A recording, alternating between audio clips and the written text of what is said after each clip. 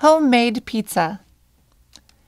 Pizza would have to rank as one of the world's most popular and celebrated foods, particularly in the West, where there is a large emphasis on fast and convenient food. Pizza originated as part of Italian cuisine, and its popularity comes from the vast variety of styles and flavors that can be made, plus the simplicity and relatively cheap price.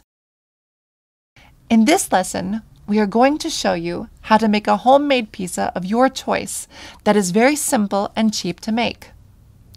Once you have mastered how to make the pizza base, then the topping is up to you, and you can top your pizza with whatever you want and like. The only constants in practically all pizzas are the tomato paste and, to a lesser extent, cheese. Everything else is up to you. Now, the great thing about making pizza is that all of the ingredients can be sourced from any supermarket or medium to large food store. Let's start by making a trip to our local supermarket to procure the necessary ingredients. Making pizza is a two-stage process. First, we must make the base or crust, then add the topping of our choice on top of the crust. Now, the crust in our homemade pizza is made from just 5 ingredients: flour, yeast, water, salt, and sugar, although salt is not essential. Here we are in our local supermarket. Firstly, we get the yeast. We are after dry yeast, the same as we use to make bread. This type of boxed yeast comes with 5 small sealed sachets for easy use.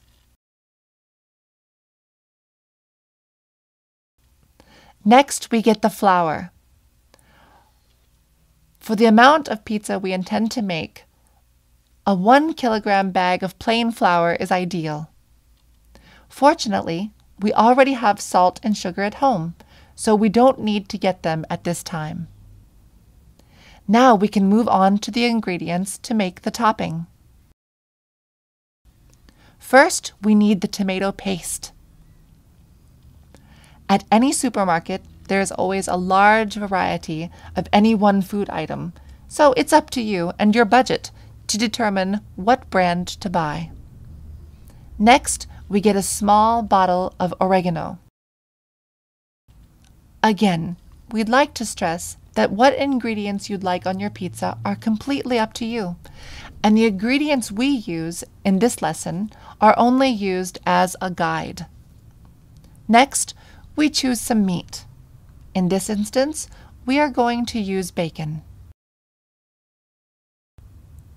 Next is the cheese. To keep a bit of variety, we visit the vegetable section to get some spinach. Now we have all our ingredients. It's time to start making the pizza. First, we will start with the crust. After cleaning and clearing a suitable workspace, we need a large bowl and measuring jug or cup.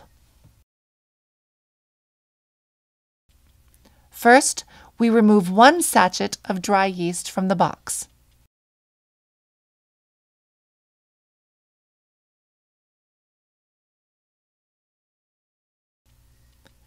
Next, we put approximately 150 milliliters of hot water into the measuring glass.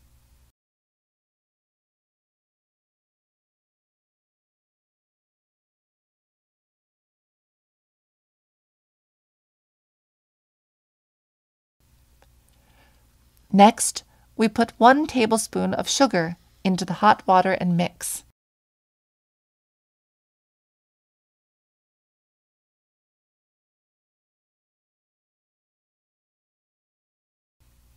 Making sure all the sugar dissolves in the water. Next, we filled the measuring cup with approximately 350 milliliters of cold water. This leaves the sugary water slightly warm in temperature. Next, we pour 1 sachet of yeast into the measuring cup. The yeast will react and eat the sugar, and a lukewarm water temperature is ideal for the yeast to behave in this way. If the water is too hot or too cold, the yeast will not react properly with the water, and the dough will not develop properly. After pouring the dry yeast into the measuring cup, we stir the contents, then let the mixture sit for a while, whilst the yeast reacts with sugar solution. Whilst this reaction is taking place, we can move on to other ingredient preparations. In this case, where we plan to use spinach, we soak the spinach in water for a short while to bring back some of the moisture and freshness lost whilst it was being bagged and sitting on the supermarket shelf. We simply soak the spinach in a small glass filled with water. You can do this to any vegetable you plan to use that appears old and dry to bring back some of its freshness. Here we have all the ingredients apart from the cheese, which is keeping cool in the fridge. Here you can see the sugar water becoming cloudy as the yeast reacts with the sugar in the water. We leave this sit for about 10 minutes.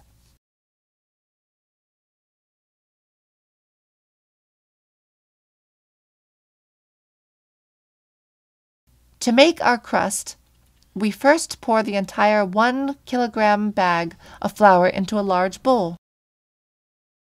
We would like to add that this amount of crust dough that we are about to make will make enough pizza crust for about 10 pizzas. So whatever pizza dough you have left over will be okay to keep for 1 or 2 days before using.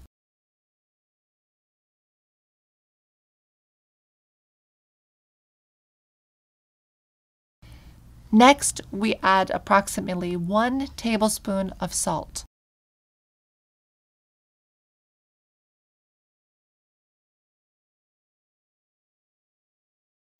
Next, we add the yeast and sugar mixture into the flour and mix thoroughly.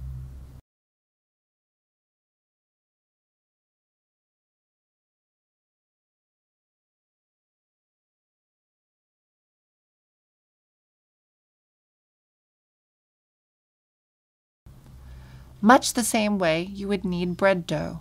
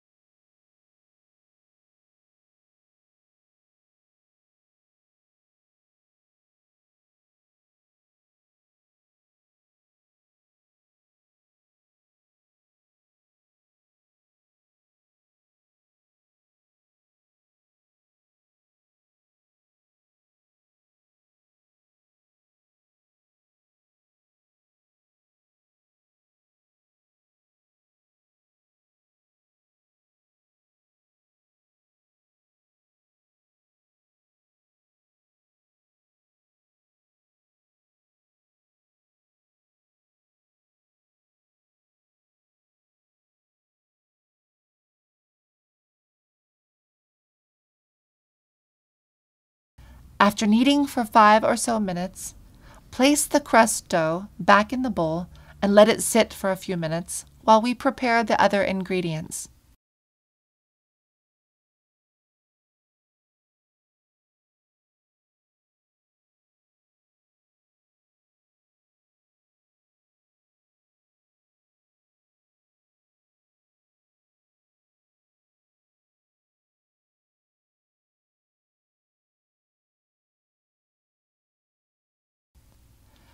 First, we prepare the olives. First, draining away the liquid, then slicing them up into small pieces. Leftover olives that we are not going to use are put into an airtight bag and placed in the fridge for later use. To do the chopping and dicing of food items for the pizza topping, we need a good chopping knife and clean chopping board.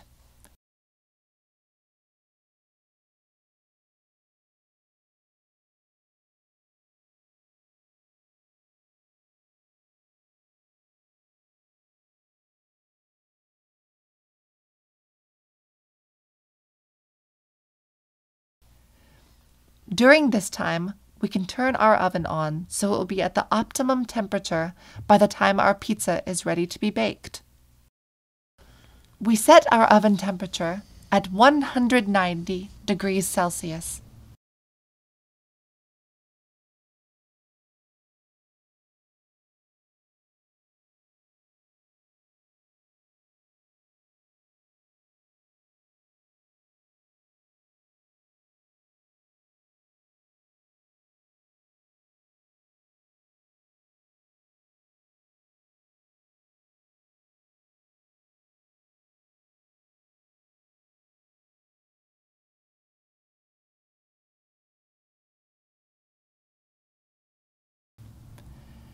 Next, we chop up the spinach, which has become much firmer and moister since being soaked in water.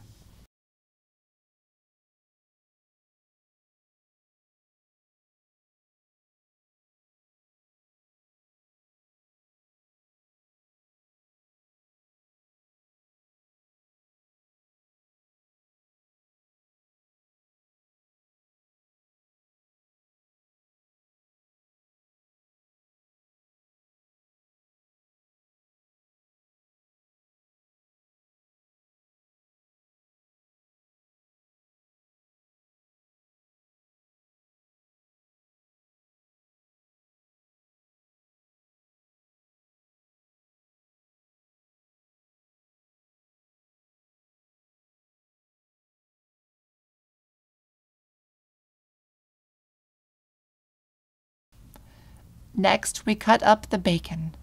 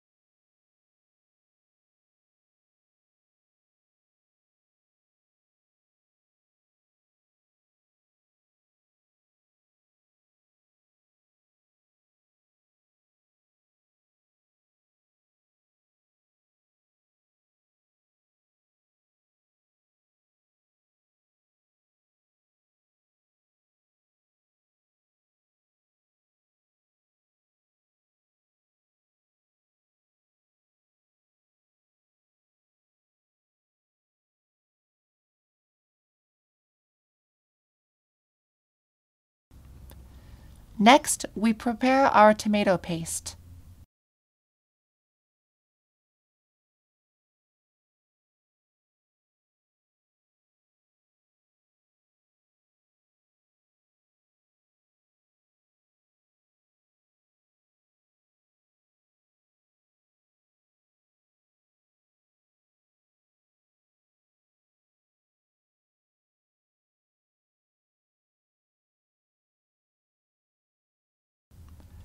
Now it's time to prepare the crust.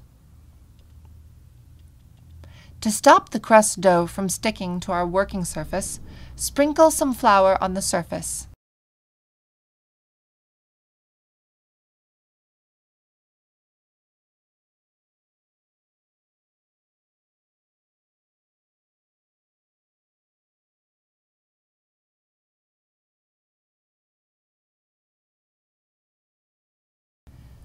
Then we break off a piece of dough, large enough to make the crust for one pizza.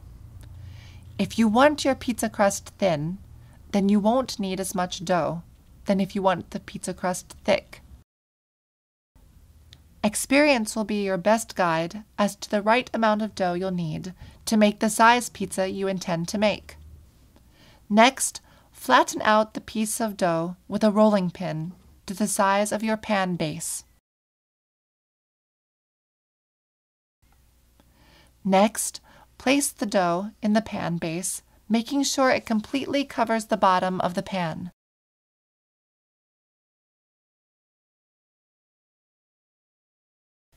Cut off excess dough with a rolling cutting knife or any other knife that will do the trick.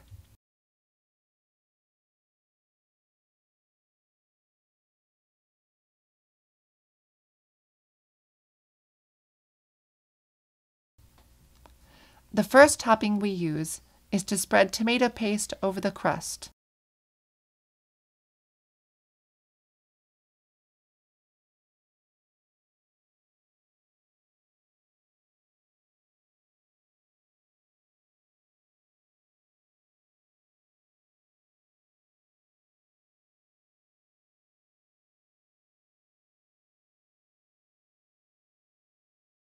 Next, we sprinkle oregano, which is a type of herb, over the tomato paste.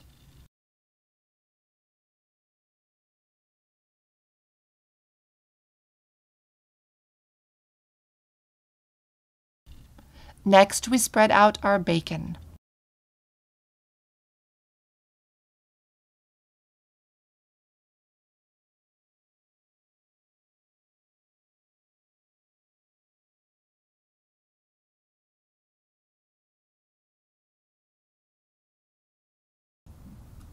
Next, we spread out our spinach.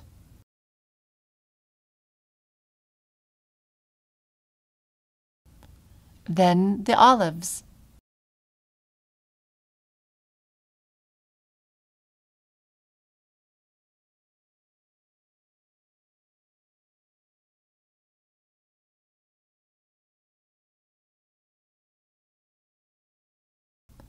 And finally the cheese and a sprinkling of pepper.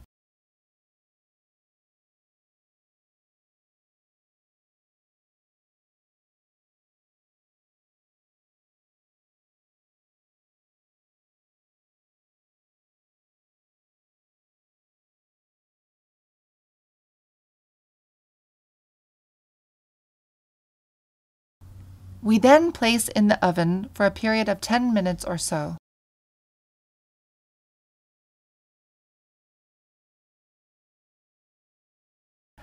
And here is our final pizza.